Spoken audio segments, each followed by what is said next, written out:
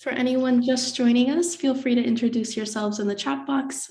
Give us your name, where you're joining us from, and how you relate to haiku. We'd love to hear from you. Gina from Willis, Texas uses haiku for relaxation. That sounds amazing.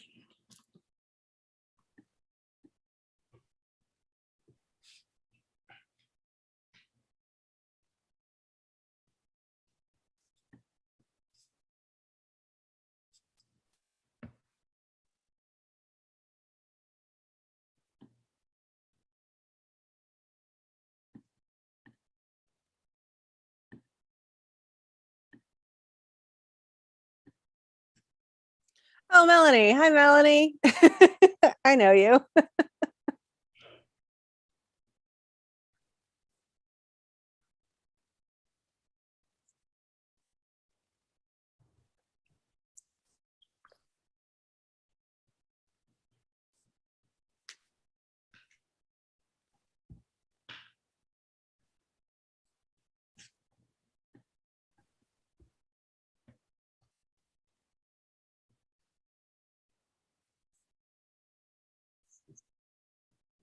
How's everyone doing today? Good.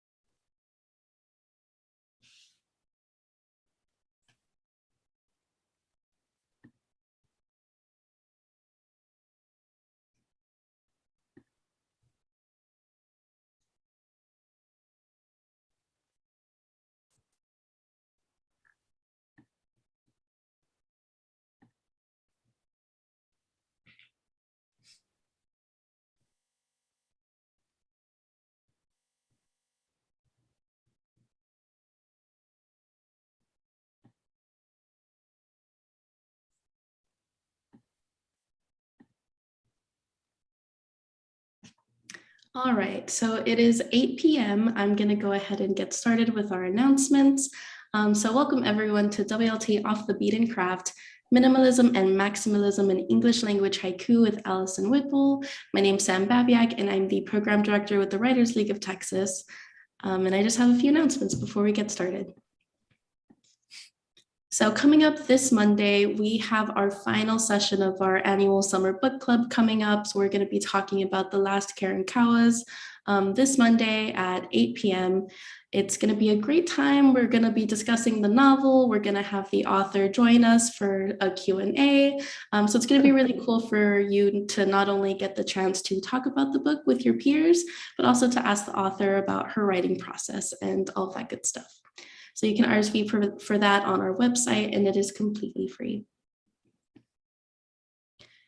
And we are ending the summer with WLT's Intensives Week. So if you're a writer and you are getting ready to query agents, you know that you're probably going to have to write a query letter and a synopsis. So to help you with both of those dreaded materials, we've put together a week of intensives where you'll get the chance to hear from professionals on what goes into these materials, what makes them great, and they'll even read your letters and your synopses and give you feedback on them. So it's a really great opportunity to hone those querying materials before you set out to start querying agents.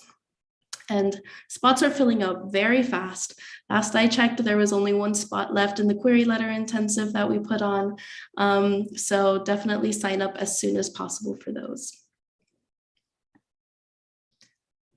All right, and so this is not just our August 3rd Thursday, but we have partnered with Austin Oida's Sister City Committee for this really special presentation.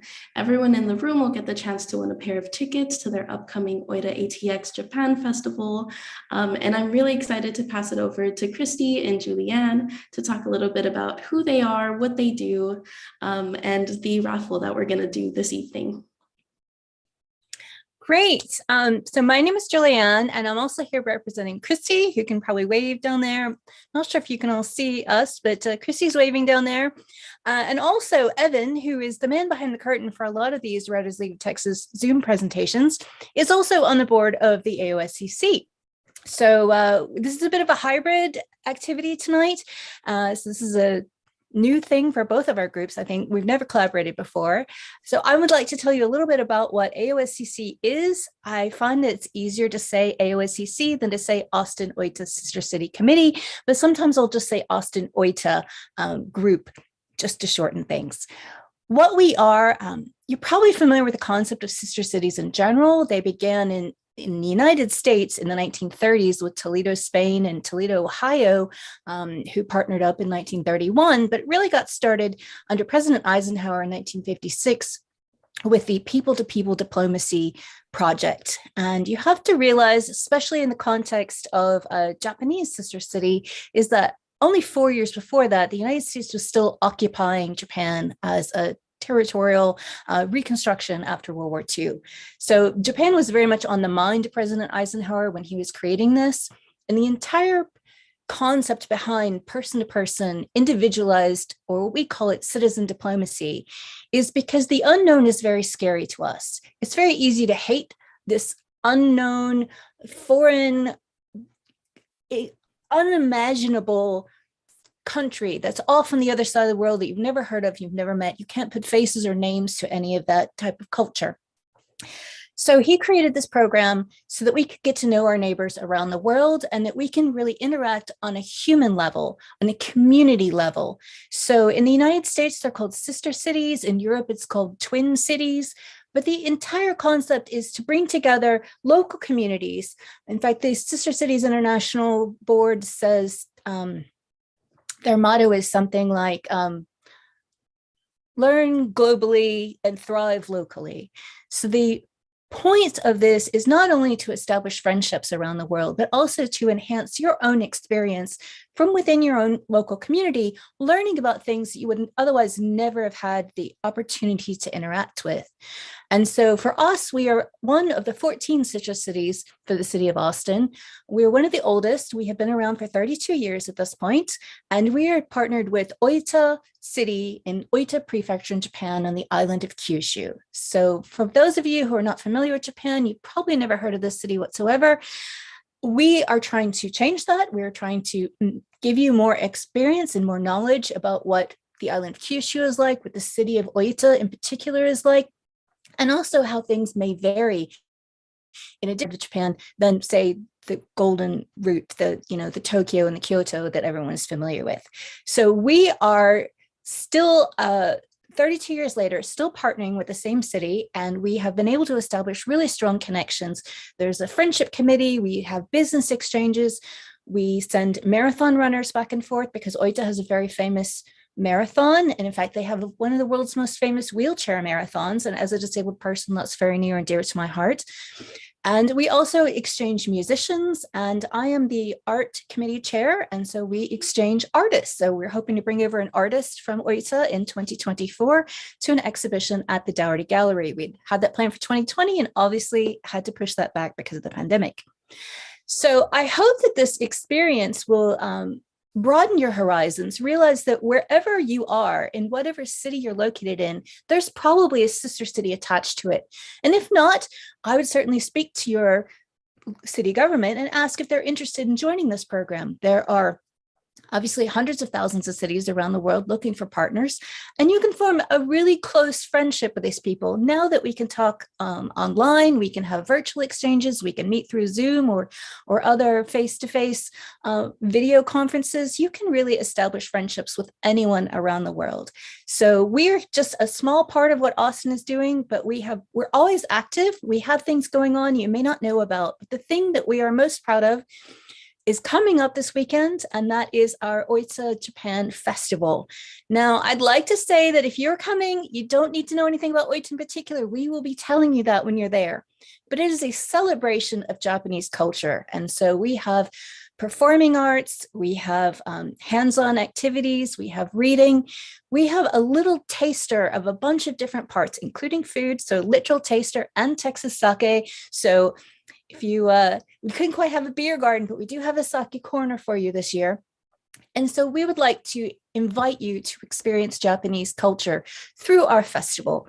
Unfortunately, we are sold out, but any of you who are on this call tonight live can apply to win a pair of tickets. And you'll notice the slide up on the screen. There's a Google form in the chat box. The link has just gone up. And so you fill that out at any point between now and 8:50 p.m. And we will announce the winner after the Q&A session. So one lucky individual will win a pair of tickets to the otherwise sold out festival. And we hope that you will be the one who will be joining us on Saturday. The final thing I'd like to say is just why we are here and why are we talking about haiku tonight. When Evan first brought this idea of collaboration to us, my first thought was not, Japanese great authors like Dazai or Natsume Soseki, and it wasn't even modern novelists like Haruki Murakami, but it was this word that we all learned in primary school, the haiku. Now, we have learned things in a non-standard and a certainly non-authentic way, but I think most of us, by the time we were about 7 or 8 years old, we did have an experience of someone saying, here's how you make a really simplified and basic poem. And I think for many of us, this was the first opportunity we really had in creative writing. We have learned to express ourselves, not through a sonnet, not through traditional English literature and forms that can be a little bit complicated, but through the most basic and simple poem that can be so expressive and yet something that even small children can accomplish. And that's what we would like to express tonight, is just a sample of how you have been having Japanese culture affect you your entire life, perhaps without knowing it. We will be sticking around. If you have any questions that you'd like to put in the chat, we can answer them and direct it to you, or you can always email us or come to our website, which is austinoita.org. Even if you can't make it to the festival, I'd like to point out that we have had virtual festivals for the last 2 years. So we have, we also did a 30 things in 30 days to celebrate our 30th anniversary. So if you go to the Austin Oita YouTube channel, you will be able to find about 35 or 40 different videos expressing, demonstrating Japanese culture or some things about Oita in particular. So even if you can't go to the festival, hopefully you will be able to look us up online. So I will pass this back over to the WLT, but we are really pleased that you're here, and hopefully we can all come together in a celebration of Japanese creativity tonight. Thank you. Yes, thank you so much. And yeah, everyone definitely make sure to fill out that Google form. It sounds like a really incredible festival. Okay, welcome everyone to WLT Off the Beaten Craft, Minimalism and Maximalism in English Language Haiku with Allyson Whipple. So before we jump into the presentation, I'm just going to introduce our panelist. Allyson Whipple is the editor and host of the Culinary Saijiki blog and podcast, a project that explores the relationship between food, seasons, and haiku.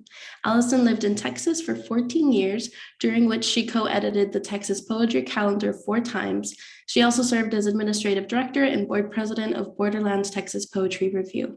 Allyson is the author of 2 poetry chapbooks, Come Into the World Like That and We're Smaller Than We Think We Are. She is also the co-creator of the interactive fiction Choice Texas. Allyson now lives in St. Louis, Missouri, and is a member of the Mississippi Mud Daubers Haiku Group. Thank you so much, Allyson, for being here, and take it away. Thank you. I'm so excited to be here. I would totally, if I were still in Austin, I would totally be entering that raffle because that sounds amazing. So I'm just sharing my screen. And, I taught online even before the pandemic, so you'd think I'd remember how all of this works, but apparently 3 months off and I'm like, nope, don't know how to do it anymore. All right. So I'm super excited to be here. I'm so glad you all could join me. That is my dog thumping her tail right in the background.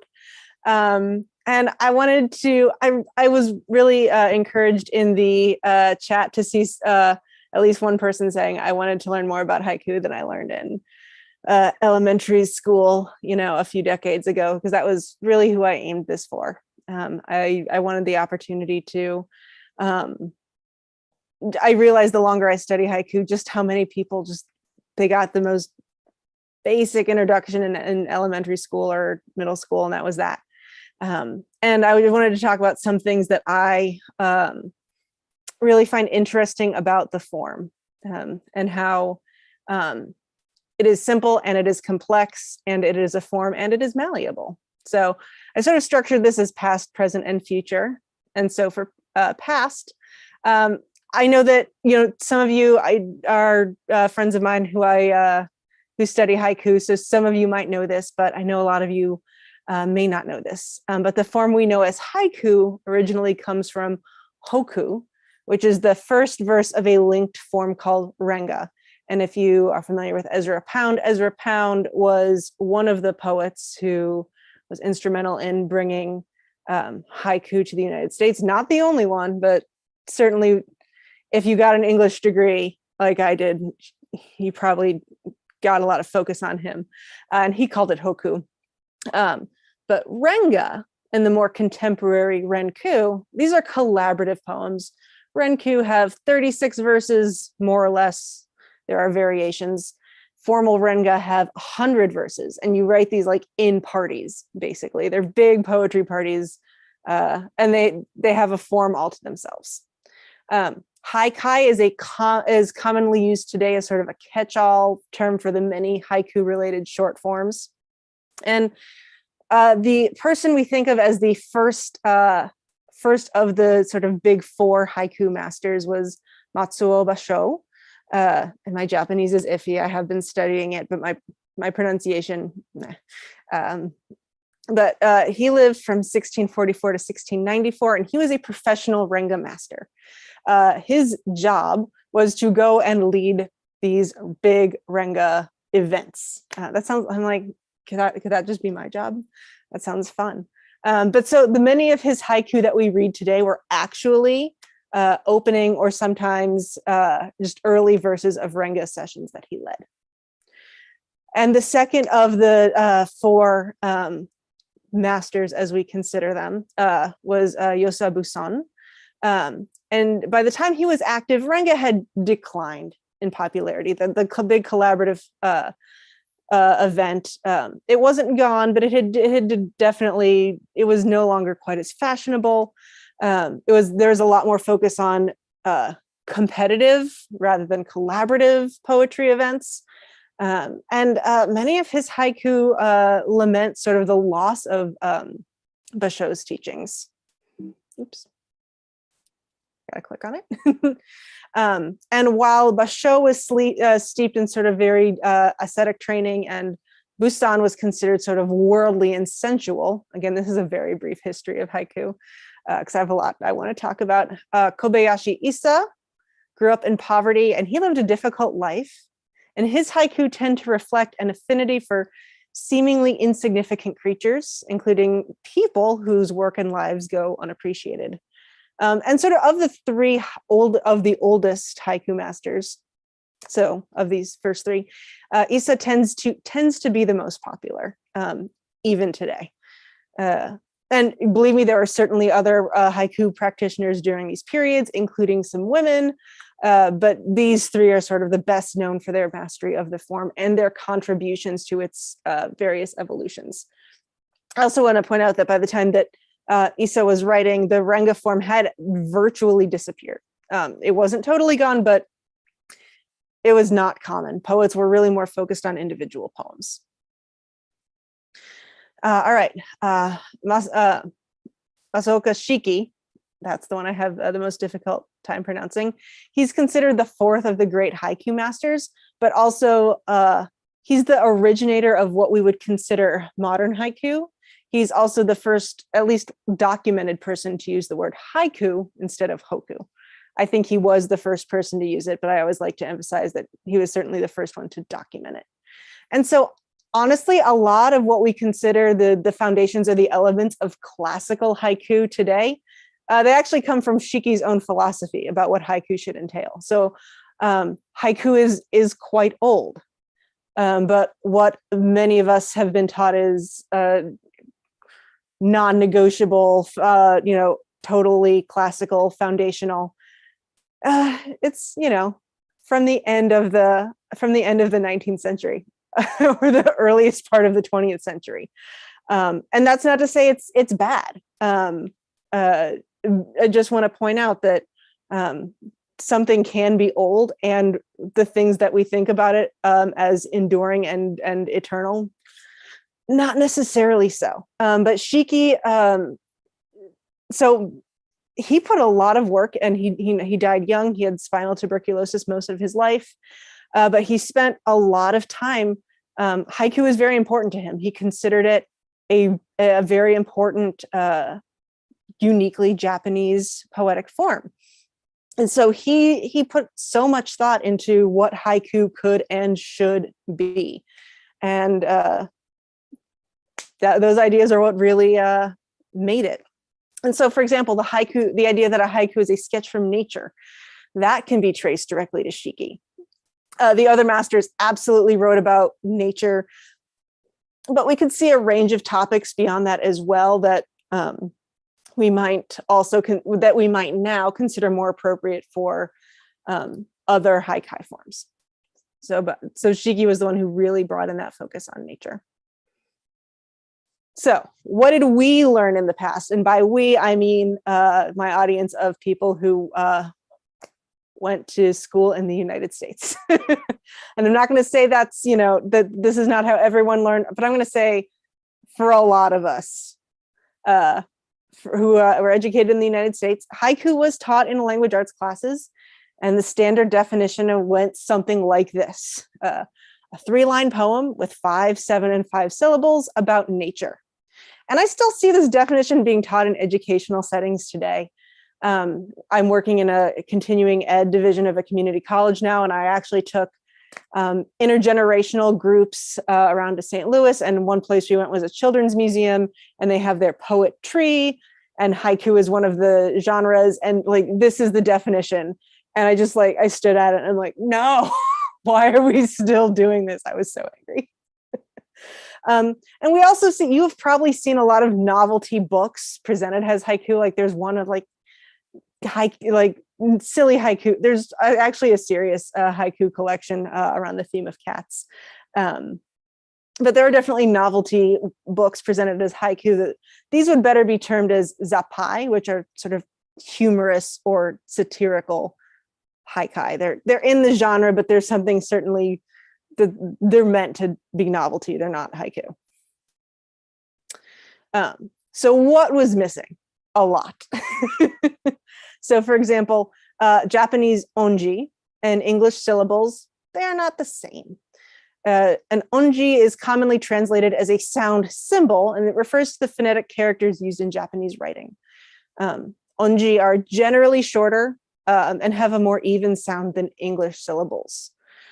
And you could have 2 or 3 onji that used to write the analog of a single English syllable. So if haiku ostensibly consists of 5, 7, and 5 onji, you can see how an English haiku of 5, 7, and 5 syllables could be considered quite long. And this is something that many practitioners, especially in the generations before me, ran into. They was 5, 7, 5, and then many of them went to Japan and to Japanese haiku circles, and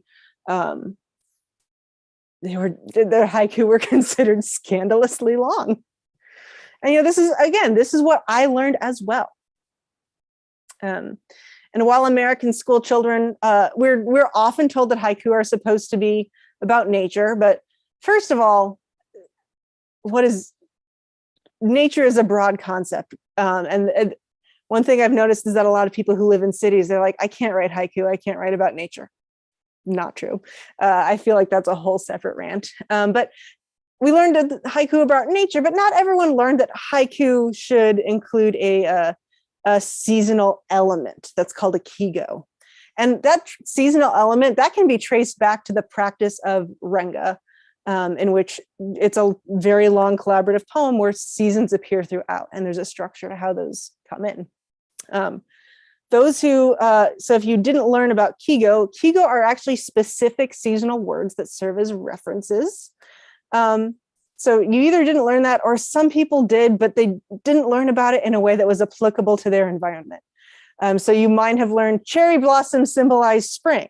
Well, yeah, that's a pretty common spring Kingo in Japan, and they work great in Washington, D.C., but I'm going to say a cherry blossom haiku is not going to convey Texas spring very well. Mountain laurel is, right? So one thing we didn't learn is we didn't necessarily learn about Kigo and how to make Kigo out of our own environment. And those of us who learned about haiku in school, often we didn't learn about the kireji, often translated as the cutting word, which is an onji that adds emphasis or contrast. And kireji do not have clear English analogs. So sometimes using exclamations like, oh, or alas, those often come across as overwrought. Not always, but that's a tendency. Many translators use punctuation as a stand-in for the cutting word, but others believe that haiku shouldn't be punctuated at all. There's a lot of debate out there. I'm just going to be scratching the surface tonight. And so many translators have simply not attempted to include kireji in translations, meaning it's easy to overlook this feature. Haiku also often feature a pivot and juxtaposition between two images, and that technique, again, often gets overlooked in classroom haiku. And, we struggle with the fact that haiku comes to the United States largely through translation. And I mentioned Ezra Pound already. He was very enthusiastic about haiku, and he helped Americans develop an interest in the form, but he didn't know Japanese. He didn't have a very good understanding of haiku's historical and cultural context. So the enthusiasm was great, but his delivery, it didn't do a lot of favors in the broader picture of English language haiku education. Also, many early translators imposed Western poetry standards on haiku, including rhyme. Like they felt they had to. And that's not to, I don't want to demonize anyone. Like that's actually like what they thought like they had to do. But you can see how that, leads to challenges later on. And then an even smaller, though not insignificant number of early translators would avoid parts of speech such as articles resulting in haiku that at their best, they just sound stilted and strange. And at their worst, 100 years later, they sound kind of racist. Not great. But it's not all bad. Not all translations are bad. I think we can learn a lot from translation. In fact, so I use these 5 different translations like every time I do a haiku workshop on a different topic. And here's why. This is the frog pond haiku. So I use this because this is one of the most famous haikus. Haiku. There's no haikus. It's just haiku. I don't know why I said that. But this is basho. But I like to provide an assortment of translations because I think it's important to see what different translators do. And actually, that's going to be one of my strategies for practice at the end, is to read the same translated poem as many ways as you can. So R.H. Blythe, and there should not be an E at the end of his name. Autocorrect foiled again. The old pond, a frog jumps in, the sound of water. The old pond, a frog jumps in, the sound of water. That was 1952, and Blythe is considered one of sort of the foremost early haiku translators. Our friend Allen Ginsberg, I'm pretty sure most everyone here has heard of him. The old pond, a frog jumped in, kerplunk. The old pond, a frog jumped in, kerplunk. Got William J. Higginson. Now we've moved into the 80s. So these span a period of about 50 years. Old pond, a frog leaps in, water's sound. Old pond, a frog leaps in, water's sound. Then the 90s with Sam Hamill. At the ancient pond, a frog plunges into the sound of water. At the ancient pond, a frog plunges into the sound of water. And finally, Jane Reichold, 2002. Old pond. A frog jumps into the sound of water. Old pond. A frog jumps into the sound of water. And I give these 5 examples to just simply illustrate, not only did a lot of us get a pretty limited haiku education, but if you were a haiku enthusiast in the 50s versus the 80s, the translations that you had access to and the translations you read, those probably would also have a really big influence on how you think about haiku. And that's I always think that's worth noting. And so translation presents challenges. I think it's important to read translation widely because it can teach us a lot. So that brings us to what's happening in the haiku world now. A lot. And I'm scratching the surface. So the discussions and debates. So I'm focusing on lines and syllables tonight. I'm focusing on just the straight up structure. The 3-line haiku is basically, it's unique to English. And some practitioners debate the value of insisting on a 3-line structure. Some haijin, that's a term for people who practice haiku, they choose to write what we in English call monoku, which are haiku written in one horizontal line. Other people like to write 2-line haiku, which we sometimes call duoku. And still others, they get even more experimental with their approach to delineation. And I think that there are 3 predominant views about syllables. Those who still adhere to 575. And if you want to do that, you can do that. Those who put haiku at a maximum of 17 syllables, but don't place strict standards regarding the number of syllables per line. And then those who aim for 10 to 12 syllables total. There are also debates about how to incorporate kigo, kireiji, and other techniques. And you know what? There are so many techniques that you shouldn't try to put them all into one 3-line poem, really. I like to think of it as a toolbox, but I'm focused on lines and syllables tonight. And I do want to point out, this is not a prescriptive presentation. I'm not here to tell you what your haiku should be. I want you to use this information as you explore your own haiku practice. So let's talk about delineation. Again, we've all been taught 3 lines. I'd say in my own haiku practice, I mostly write 3-liners still. I do also write a lot of monoku. What are the challenges? Well, the structure of English can sometimes make a single line monoku difficult to read or understand. As with onji versus English syllables, Japanese grammar allows for readers to parse a poem written in a single vertical line that doesn't always translate well to the structure of English. I mean, you're literally working with languages that are very different. So things are not going to just line up evenly. No pun intended. So many haijin who write monoku often work with punctuation or spacing to keep that 1-line haiku from feeling too compressed. So there are challenges, but there are a lot of opportunities. So again, those who write English language monoku, they often do so because they feel that that single line is more authentic and respectful to the Japanese tradition, since Japanese haiku are that one single line. Writing in monoku also allows for the opportunity to avoid a stilted structure that can arise from a 3-line form. Sometimes putting breaks in creates more pause than is necessary.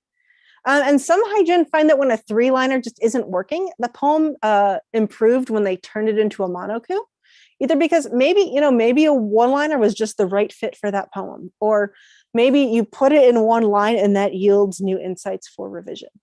And then you put it back into a 3-liner. Duoku. 2-line haiku account for the smallest percentage of English haiku written in a standard form. So I'm not referring to like very explicitly experimental stuff. And his essay, Writing Haiku, the 2-line form, which I do have linked to at the end of this presentation, and I'm happy to share slides in whatever ways easiest. But David Grayson argues that writing in 2 lines presents unique challenges with rhythm, the pivot between images, kigo, kireiji, and the sense of open-endedness characteristic of 3-line haiku. So it makes them just kind of more difficult. That being said, a lot of people find them really, they like that challenge. Grayson also illustrates creative potential for the 2-line haiku. For example, there's a more proximity between images that allows for a really concentrated effect. And because you're omitting a line that could potentially be too descriptive, there is more room for ambiguity, which is something that many haiku practitioners value. And duoku really gives you an ability to play with line length. So I'll give an example of each. Almost gone, the word for pain in my mother tongue. Almost gone, the word for pain in my mother tongue. It's Antoinette Cheng from Whiptail, which is a great online journal. They only publish 1-liners. And you know what? I can envision Cheng's haiku as a 3-liner. But I think her choice to make this a monoku heightens the emotional effect. And were I to make this a 3-liner, I would break the words at gone and the word pain. But line breaks force pauses when reading. And sometimes we want that, right? But there are other times when the breaks can feel ponderous. So in this poem, I think that 1-line structure without any indents, that creates a really breathless feel that accentuates the emotional resonance. This to me is a profound grief poem, and grief really sometimes it feels like it can take your breath away. And I think that decision to use that 1-line structure really makes that work. All right, here's a duoku. After the quarrel, a singed peanuts lingering scent. After the quarrel, a singed peanuts lingering scent. It's Jennifer Korp from Fog Pond 34-1 back in 2011. This duoku has 14 total syllables, 5 in the first line, 9 in the second. So the second line is almost twice as long as the first.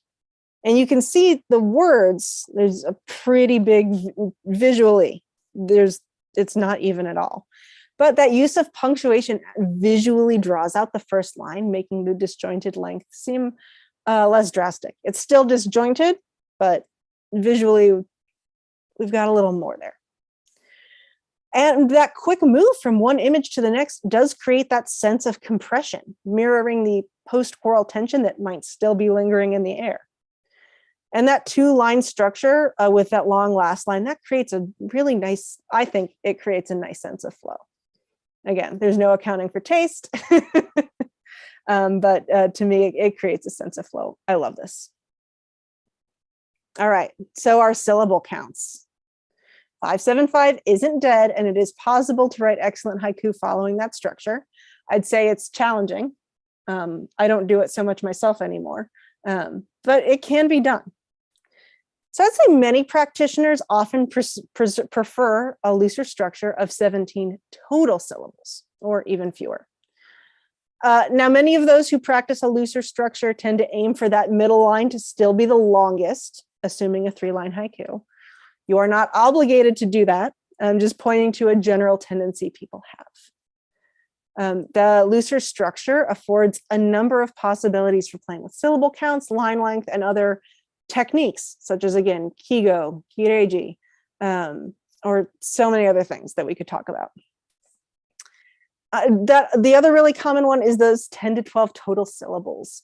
And those who observe that guideline fairly strictly in their own writing, they argue that this length is more representative of how long haiku would be when written in Japanese. And as with the 575 variants, many practitioners still aim to have that middle line be the longest. But again, you don't have to do that. Not everyone does it. I'm speaking to a pretty common tendency. 10 to 12 syllable haiku, that leaves little room for ornamentation. Some people really appreciate that sparseness. Others do not. I hear people like say, haiku has gotten too short. And then other people are like, haiku has gotten too long. You can't please everybody. So when you are submitting to haiku journals, it's important to always read the guidelines. There are some people who have strict preferences, but fortunately they're clear about them. You can prefer whatever you want as long as you're clear about it. So what is the really current syllabic landscape? I believe that people's perceptions of syllable usage in contemporary English language haiku, that depends a great deal on the context in which they're writing and reading. I think, I can go to my haiku group meeting tomorrow night and I'll say, what do you think? Are haiku too long, too short, just right? And we'll all just have different opinions. Certain groups and editors have strong preferences. Others take a broader view. And again, you're always going to find people who believe that the contemporary form is just wrong, or that journals are all too rigid or all too flexible. You just fundamentally, you've got to do your own practice and find what works for you. I'll say in my own reading experience, I see that many haiku are in a really middle ground, sort of between 12 and 15 syllables. Again, that is my perception from my own reading. I do not have time to go and catalog every single haiku that comes out into a database and run data on that. If someone wanted to give me funding to do that, I totally would. That sounds actually really fun. But the main takeaway is that I think it's just important to not just write, but to read broadly and deeply so you understand what resonates with you, and also to understand the bigger picture of the haiku world around you. So this is a 575. His favorite fruit, plums, the color of bruises, her autistic son. His favorite fruit, plums, the color of bruises, her autistic son. That was by Lorraine Patton, and she read that on my podcast. And I put this in here because despite having read this poem several times in preparation for Lorraine's appearance, I didn't notice it was 575 until she mentioned it during our recording session. I read it, I loved it. I didn't perceive the 575. And that's because it feels natural. The syllables don't call attention to themselves. Much of the criticism regarding the 575 haiku is they often contain filler words when a poet is really like, oh, I've got to get a 7th syllable in here. What can I add? They do sometimes feel padded. So I did want to give an example of one that it is in that 575.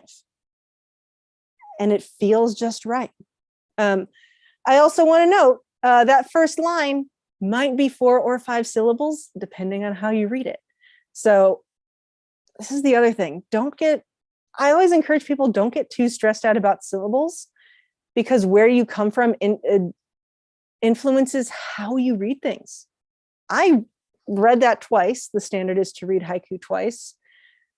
The first time I said favorite, that's my natural tendency. And then I thought, oops, no one's going to hear that. No one's going to hear all 5. So I said favorite.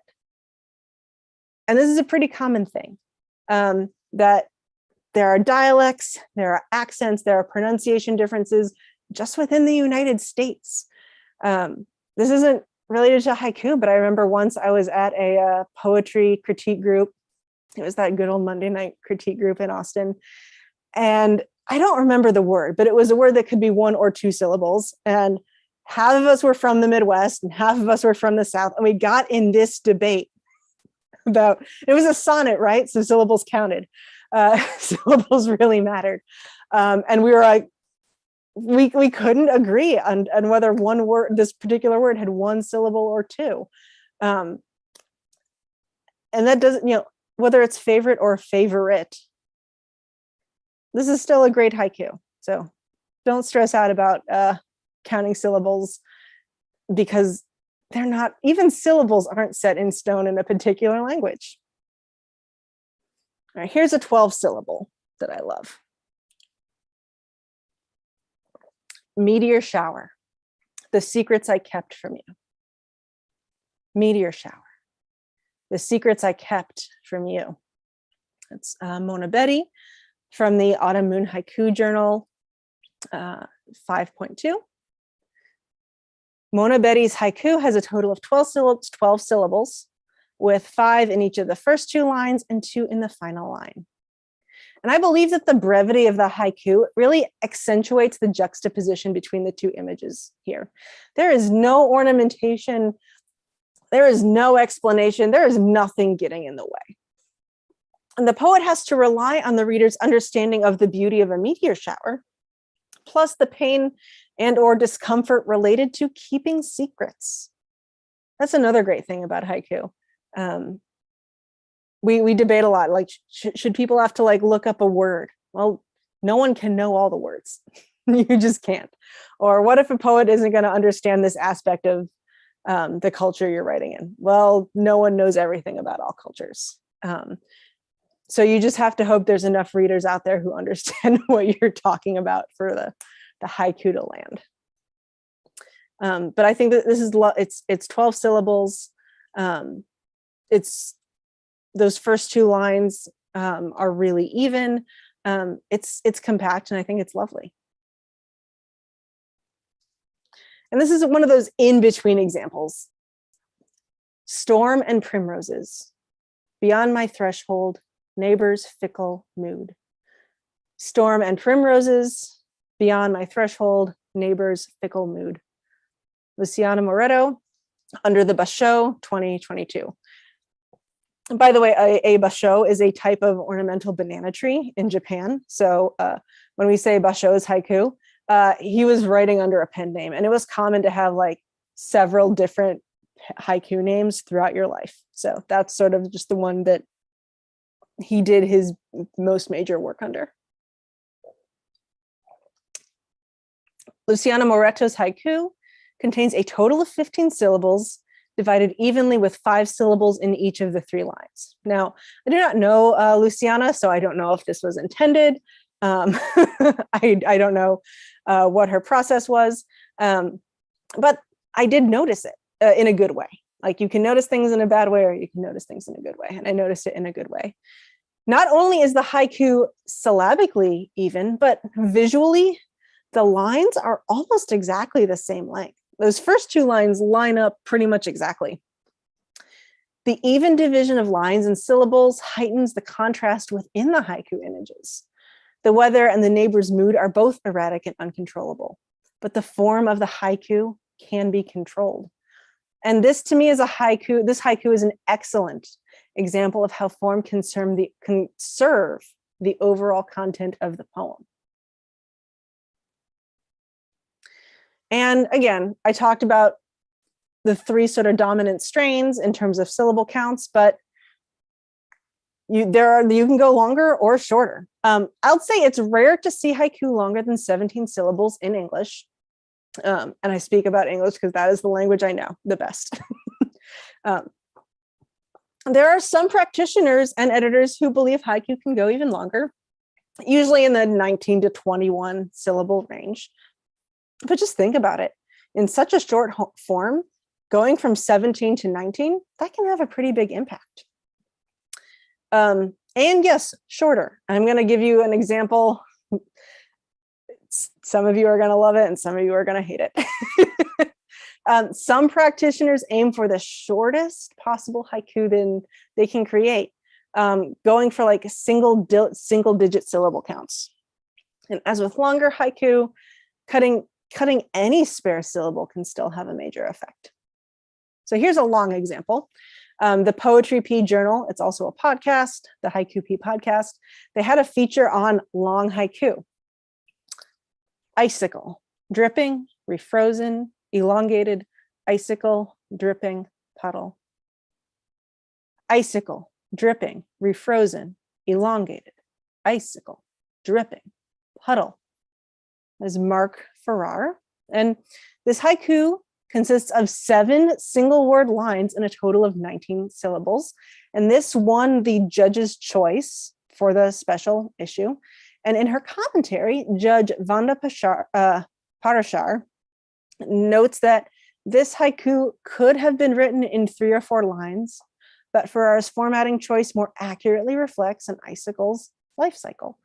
The form enhances the overall effect of the poem. Parashar also commented on how the repetition of two words, icicle and dripping, heightens the effect. And that's generally, since haiku are so short, most teachers and practitioners caution against repeating yourself because it can feel redundant. But in this one, it works. Farrar's poem goes against many of the guidelines of English language haiku, yet it does so with purpose. And I think that's the most important thing, is purpose. All right, this next one is not typed up. It's a photo from a book, and I don't know how many like hardcore haiku people are in the audience, but you might know what I'm referring to. It won't work if you don't see it on the page. So that is the word tundra on a blank page. And you can kind of, I tried to edit the photo, you can kind of see the next poems on the other side. So this haiku by Cor van den Heuvel appeared in the first two editions of the Haiku Anthology, 74 and 86. He actually took this out of the third edition, just because everyone had sort of talked about it so much. He was just like, I don't want the haiku. He also edited it, of the Haiku Anthology. And he's like, I don't want this to be like the book that's the Tundra book. So he actually took it out of the third edition. This is a monoku that consists of a single word and just two syllables. And let me tell you, it made some people really angry. And it also made some people really happy. And this has been out for a while. The first version came out before I was born. The second edition came out. I was very small. I definitely couldn't read. So I was not around for any of this controversy, but 40 years after it first appeared, 38, nearly 50 years. I'm bad at math, guys. Several decades after it first appeared, haiku practitioners are still debating, is this a haiku? Is it not a haiku? People still remember that they thought it was great, or they thought it was hilarious, or that it made them furious.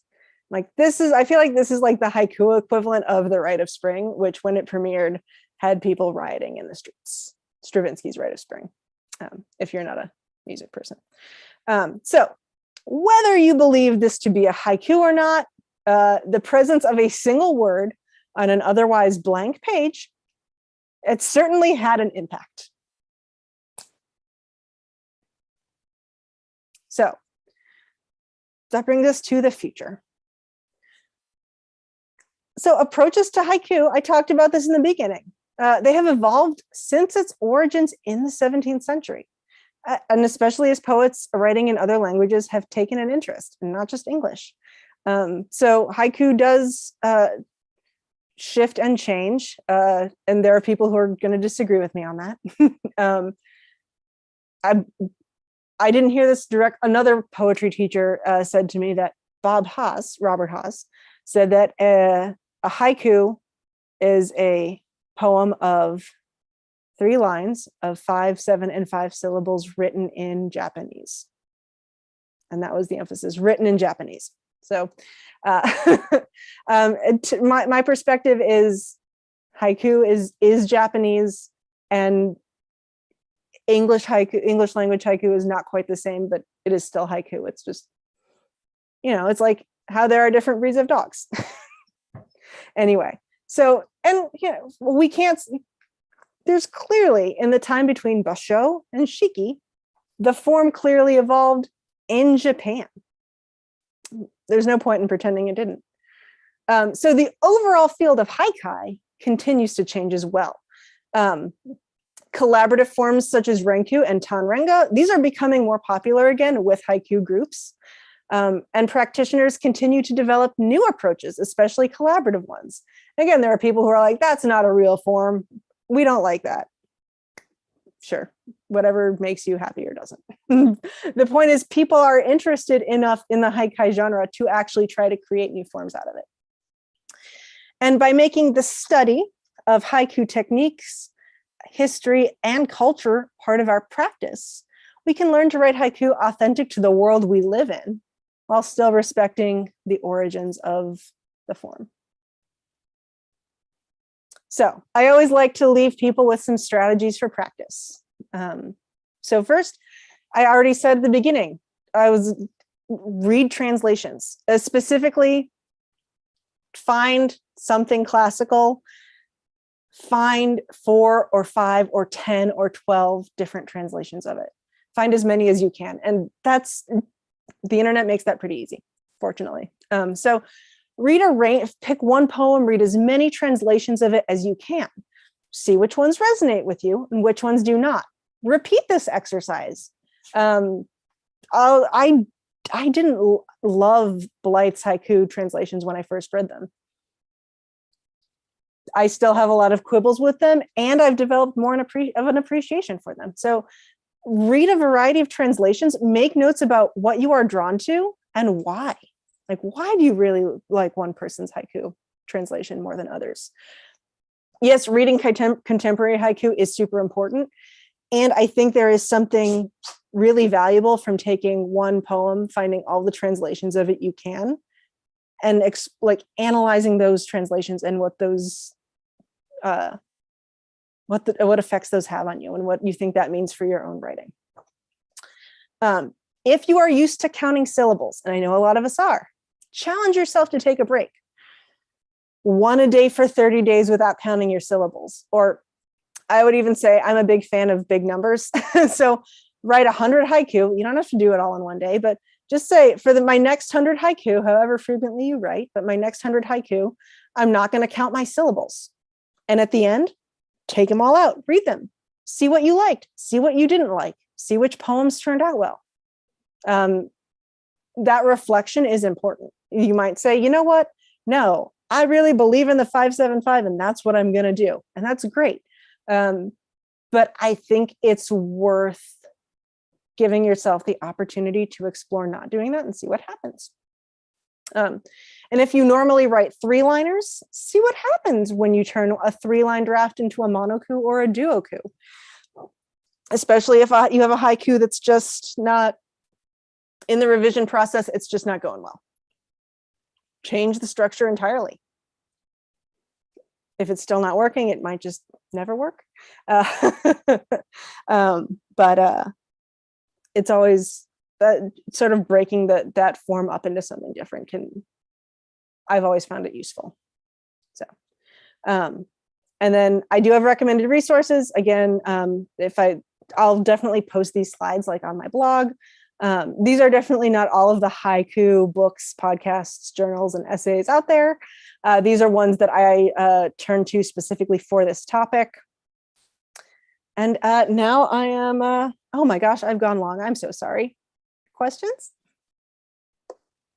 Thank you so much, Allyson. That was so fascinating. But yeah, so if anyone has questions, please add them to the Q&A or the chat box, and we'll get to as many as we can. And sorry, I didn't look at the chat. I have ADHD. If I looked at the chat, I would have not gotten past slide 5. Oh, you're fine. All right, so while we wait for questions, I will ask you a question. Okay. How did you come to haiku? Like, where did your interest in it start? And, what makes you love it so much? I mean, honestly, I don't remember entirely. Certainly I remember, having to write our sort of, I call them fill in the blank haiku in school. But I can't remember something. I remember in the summer of 2015, I got it into my head to have a haiku study group on Facebook. And so I did. And then I started doing my MFA and just dropped it. At one point in 2013, I did a weekend-long haiku intensive at the Austin Zen Center. Super informative. And then again, I was doing other things, writing other forms. So I drifted away. It's sort of I've always bumped up against it and then drifted away and bumped up against it and drifted away. But that first workshop at the Zen Center in 2013 had a huge impact on me. That was the first thing that shook me out of my 5-7-5 stupor. Did the haiku study group, and then I had a MFA workshop where we had to do haiku, and it was let's just say I did not feel that the professor really understood haiku, but I started doing a haiku exchange with one of my MFA classmates. We've been exchanging haiku every week we're going into the 5th year. And so it was just always a coming back and coming back and coming back. And I love that it is a form that is both, it is simple and it's also complex. There's so many ways you can approach it. Yes. And I loved that breakdown that you did of all the ways you can approach it. It was so liberating in a lot of ways. Okay, so it looks like we got some questions in. Yeah. So let's start. Do you care to discuss haiku versus senryu? I mean, that is that's a big thorny topic. So what I'll say is, senryu is again, it has a structure. I would say the structure is analogous to haiku. But senryu is generally considered a form where, rather than talking about a moment in nature or a moment of presence, of what's in front of you, of observation, senryu is where you can really just let your feelings fly. This is that senryu, and that's not to say haiku are emotionless. I think we looked at some very emotionally charged haiku tonight. But senryu is sort of a place where the focus can be on the emotions. But I think Melanie, that the line between them is pretty debated, in at least in English. Thank you. All right, next question. Is haiku really a fluid art form where the message depends on content and content directs form? My dog is like, are you sad? I'm like, not sad. It can be. And there are poets who do that. There are poets who really say that that is how I'm going to approach haiku. Other people choose not to do that. And then I think there are a lot of people who just write haiku and that's not their concern. That they come to haiku for other reasons. So I think it depends. So I think generally, yes. And there are people who that's not what they're concerned about. So their haiku might do that accidentally. This is why I never, unless I have discussed a haiku with a specific person, I never claim to pretend that I knew what the person was thinking or intending when they wrote it. But I definitely think that it definitely, and actually I'm going back to look at the question because I want to make sure I'm phrasing it correctly. Certainly the message does depend on the content because in such a short form, you are so constrained by how much you can put in. And the content can direct the form. And sometimes, but also the form directs the content because you're limited. You're just limited in how much you can include. So I think they play off each other. And I think the haiku poets that I really admire do consider that in a more direct way. Thank you. All right, so this is the last question before we announce the raffle winner. So last question, how do you diplomatically handle individuals who attack you by saying what you have written is not a poem? That's just your opinion. I'm too old. I'm too old to care anymore. If you don't think it's a poem, then fine, go write your own poem. I'd be a little irritated by it, but it's not worth engaging with somebody. I'm sure there are plenty of people who have seen my haiku and they're like, that's the worst haiku I've ever seen. I'm just going to keep writing them. Well, thank you so much, Allyson. This was really amazing. So now we're going to announce the raffle winner. I'd love to invite the AOSCC team back on to do so. That was awesome. I love that. Glad you liked it. Anyways, yeah. I have all the names in a big spinny wheel that is just off screen. It's right there, I promise. I'm going to spin it and I'm going to pick a name that it lands on. So I'm going to go ahead and do that now. All right, round and round the wheel goes. Oh, it goes really fast. All right. Oh my God. The winner of the pair of tickets is Stephanie Rodriguez Gordy. Yay! for proof, it says selected. All right, so I have Stephanie's email already in their little giveaway. I'm going to pass that along to the wonderful folks here at AOSCC to send you more information about how to claim your tickets and attend the festival. And I'll see you there probably. It's going to be a really fun day. Are you going to mention the sumo suit? Oh my gosh. I may or may not be wearing a sumo suit. You have to take pictures. That's what my dad tells me. For those of you who going sumo suit, have you seen the inflatable T-Rexes? It's an inflatable sumo suit. It's one of our mascots that we're passing the torch on. Evan is now taking over the sumo suit from the previous sumo-san. But with or without the sumo suit, we really hope that that Stephanie will enjoy the festival, and it is from 11 to 4 on Saturday, and you'll certainly see the three of us there. Well, I'm backstage. You may not see me a whole lot, but I'll be there.